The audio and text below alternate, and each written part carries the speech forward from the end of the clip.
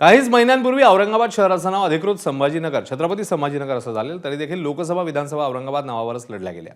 आता होत असलेली महापालिका निवडणुकीत छत्रपती संभाजीनगर नावाने होतीये, त्यामुळे महापालिकेत निवडणूक लढण्यासाठी अर्ज दाखल करताना शहराचं नाव छत्रपती संभाजीनगर असं लिहिणं गरजेचं आहे.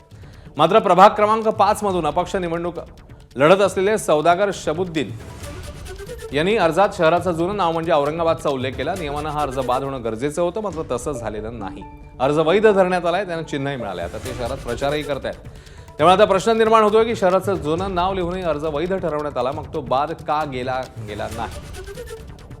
जो एमपी का इलेक्शन हुआ वो औरंगाबाद के नाम से ही हुआ, जो आमदार का इलेक्शन हुआ, एमएलए का इलेक्शन हुआ, वो भी औरंगाबाद के नाम से ही हुआ. और जो पिछले दिनों हाई कोर्ट का जो डिसीजन रहा कि औरंगाबाद महानगर पालिका के नाम से ही इलेक्शन होना चाहिए, इसलिए मैंने जो है औरंगाबाद महानगर पालिका के नाम से फॉर्म भरा हुआ हूँ. मेरे को कायदे पे कानून पर पूरा भरोसा है.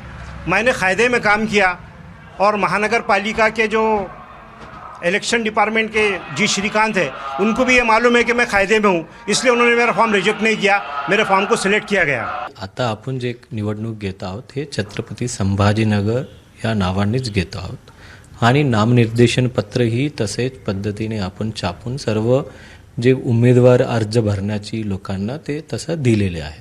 एखादा अर्जामध्ये त्यांनी जर भरला असेल अशा पद्धतीचा, मला अशा पद्धतीच्या कुठे लेखी प्रकारची तक्रारी नाही आलेलं. जर लेखी प्रकारची तक्रार आले तर त्याचा रितसर चौकशी करू. या संदर्भात मंत्री संजय शिरसाट आणि भाजपच्या अतुल सावेंनी संबंधित अधिकाऱ्यांवर कारवाईची मागणी केली आहे. गंभीर प्रकरण माझ्या समोर आणलेलं आहे. मी आत्ताच हे जे काही निवडणुकीचे प्रमुख असतात, कोण आरोप जे कोणी असतील त्यांना सुद्धा मी पाठवणार आहे आणि का केलं नाही याची या संदर्भात निवडणूक आयोगाला त्यांच्यावर कारवाई करायला सुद्धा सांगणार आहे. या शहराचं आपल्या नाव आता छत्रपती संभाजीनगर आहे आणि सगळ्यांनी आपल्या उमेदवारी अर्जावर छत्रपती संभाजीनगर लिहिलेलं आहे. आणि जर अशा कोणी उमेदवाराने त्याच्यावर औरंगाबाद दिला असेल तर त्याचा फॉर्म हा बाद व्हायला पाहिजे. पण जर ज्या अधिकाऱ्यांनी हे केलं असेल तर त्या अधिकाऱ्यावर पण नक्कीच कारवाई केली पाहिजे. तर इमाम नेते आणि माजी खासदार इम्तियाज जलील यांनी औरंगाबादच नाव राहील असं वक्तव्य केलं. पाहूया. आमच्या फॉर्ममध्ये आम्ही औरंगाबाद लिहिले.